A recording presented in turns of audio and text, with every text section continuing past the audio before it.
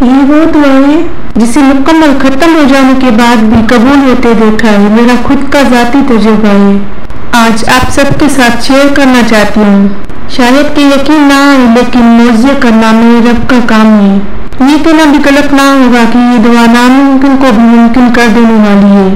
Video کو آخر تک دیکھیں، ضرور یہ آپ کے ایمان کو طاقت بخشنے والی ہے کہ میرا اللہ کس طرح دعائیں قبول کرتا ہے۔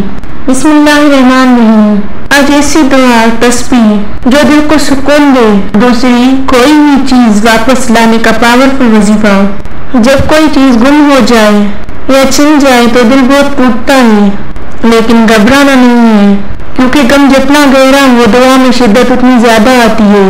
ایک ہی راستہ ہوتا ہے جب آپ کے دکھ بڑھ جائیں، مشکلیں زیادہ ہو جائیں، وہ ہے دعا کا راستہ، کیونکہ ٹوٹے ہوئے دل کی دعا میں تاثیر زیادہ ہو جاتی ہے، وہ رو کر بے بسی سے مانگی جاتی ہے، اور یہی چیز انسان کو اللہ کے قریب کر دیتی ہے۔ میں آپ کو آج کچھ ایسے وظائف بتاؤں گی جو غم کو دور کریں اور ہر کھوئی ہوئی چیز کو جو حق پر ہو واپس لا سکتی ہے، اور ناممکن کو ممکن کر دینے والی ہے۔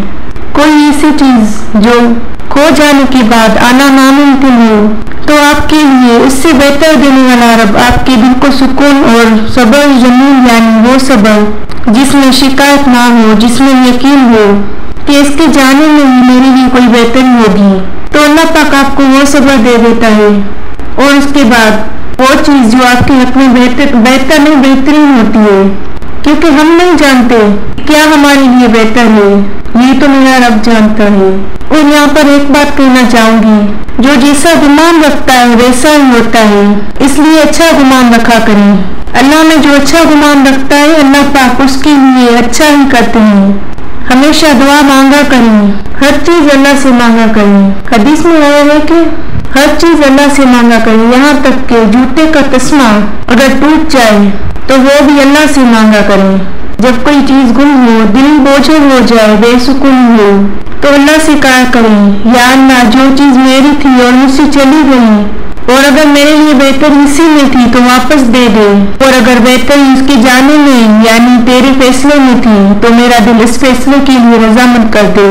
کبھی کبھی اللہ اس چیز کو صرف اس لیے لے لیتا ہے کہ ہم اس کی ذات سے زیادہ اس چیز سے دل لگا بیٹھتے ہوتے ہیں، اور پھر اللہ اپنی یاد دلا کر اور پھر اللہ ہمیں اس سے بہتر چیز دینے کا ارادہ کرتا ہے۔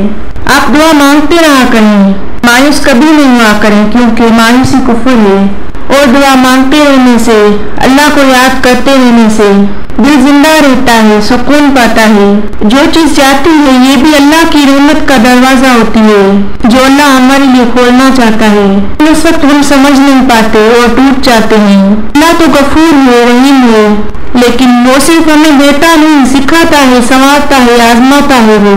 اور جب ہم حد سے بڑھ کر کسی دنیا کی چیز کو یا خواہ انسان ہو حد سے زیادہ محبت کرنے لگتے ہیں تو وہی چیز ہم سے لے کر خود سے محبت کرنا سکھاتا ہے، کیونکہ ہمیشہ کی رہنے والا میرا اللہ ہے، دنیا تو فانی ہے۔ دل سے اس بات کو مان کر یہ سوچنا چاہیے، جو چیز چلی گئی وہ چیز نقصان لگتی ہے، یہ چلی گئی، لیکن وہ ہمارے لیے اصل میں سبق ہوتی ہے، تاکہ اگلی بار ہم کسی چیز کو اللہ سے زیادہ وقت نہ دیں، اتنی چاہت نہ بنے۔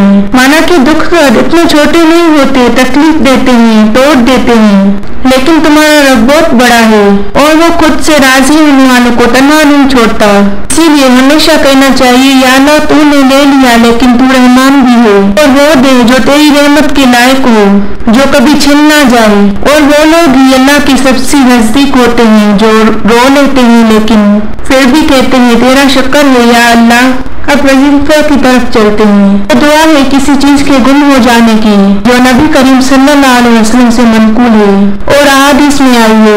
اسکرین پر لکھ دیتی ہوں تاکہ آپ اسکرین شاٹ لے سکیں۔ یاد رکھیں یہ دعا جب کوئی چیز گم ہو جائے تو پڑھنے کی دعا کے طور پر ہے۔ ترجمے پر غور کریں، کتنے پیارے الفاظ ہیں۔ یا اللہ مجھے اپنے فضل اور رحمت سے میری گمشدہ چیز واپس عطا فرما، کیونکہ وہ تیری ہی عطا ہے۔ अगर वो आके दुरूद पाक पूरे इब्राहिम 11 मरतबा तो फिर इस दुआ को 7 मरतबा या 11 मरतबा पढ़ो पूरे खुलूस के साथ, यकीन के साथ। अब वो दुआ बताती हूँ जिसको मैंने खुद आजमाया है, आजमाया नहीं बल्कि होते देखा है, कबूल होते देखा है। बिल्कुल नामुमकिन को मुमकिन कर देने वाली, मुकम्मल तौर पर दिल टूट जाए वो दुआ आयत करीमा जिसको तस्बीह यूनुस भी कहते हैं। हजरत यूनुस अलैहिस्सलाम ने ये दुआ तब पढ़ी थी जब अंधेरों पर अंधेरे थे, रात की तारीकी, पानी में अंदर की गहराई, अंधेरा और फिर मछली के पेट में अंधेरे में। सोचे कितनी तकलीफ होगी। हम तो ऐसे हैं कि अगर नाइट चली जाए तो इतने वसाइल होते हैं, 5 मिनट का अंधेरा हमसे बर्दाश्त नहीं होता, इसी तरह से रोशनी जला लेते हैं। तो सोचे कितनी शिद्दत और तड़प ने दुआ मांगी होगी। इसीलिए अल्लाह ताला ने तासीर भी इतनी ही रखी है इस दुआ में। मैं आपको अपना वो वाक़या बयान करती हूँ जो मेरे साथ पेश आया। आप यकीन नहीं करेंगे, कुछ साल ही पहले मैंने सैमसंग का मोबाइल लिया था, नया था, कुछ ही दिन हुए थे। घर में अकेली थी और छोटे बच्चे थे। मैं किचन में काम करने चली गई। बच्चों को मोबाइल देकर रूम में बिठा दिया। बच्चों की उम्र उस वक्त 5 या 6 साल तकरीबन होगी। बच्चे वॉशरूम में चले गए, अटैच पार्क था और पानी के साथ मस्तियां करने लगे और मोबाइल को नहला कर आ गए। मैंने पूरी तरह डुबो कर आए, रूम में आई। अब मैं परेशान, अब क्या होगा। बच्चों से मोबाइल लिया, कवर वगैरह हटाए, साफ किया, पानी और धूप में रखाई, बंद हो चुका था, बिल्कुल खत्म। अब आई, बच्चों को नहलाया, सुलाया, फिर नमाज पढ़ी। परेशान तो थी और बैठ गई आयत करीमा पढ़ने, ला इलाहा इल्ला अंत सुब्हानक इन्नी कुन्तु मिनज़ ज़ालिमीन। ये याद नहीं कितनी बार पढ़ा था, लेकिन पूरी शिद्दत के साथ, यकीन के साथ पढ़ा और दुआ मांगी कि या अल्लाह अभी मोबाइल लिया है और अब दूसरा अभी लेना भी बिल्कुल मुश्किल है, तू ही कोई करम कर दे, तू मदद कर दे। जिस तरह तू अपने प्यारे बंदों की दुआ सुनता है, मुझ गुनहगार पर भी करम कर दे। नमाज पढ़ के दुआ मांग कर उठी, तस्बीह पढ़कर, और अब मोबाइल उठाया, भी चल नहीं रहा था, परेशान थी, दुआ भी जारी थी। मोबाइल को लगाया चार्ज पर, अल्लाह की कुदरत चार्ज होने लग गया, लेकिन खुल अब भी नहीं रहा था। मेरा अल्लाह चाह रहा था मैं उससे और मांगूं और शिद्दत से मांगूं। तो दिल में यकीन था, अब भी टूटा नहीं था, लेकिन सोच रही थी शायद इसमें भलाई होगी, क्योंकि कोई चीज जाने पर परेशान तो हो जाती हूँ, लेकिन दिल में ये ख्याल आता है कि इसी में अल्लाह की तरफ से कोई हमारे लिए हुकूमत होगी।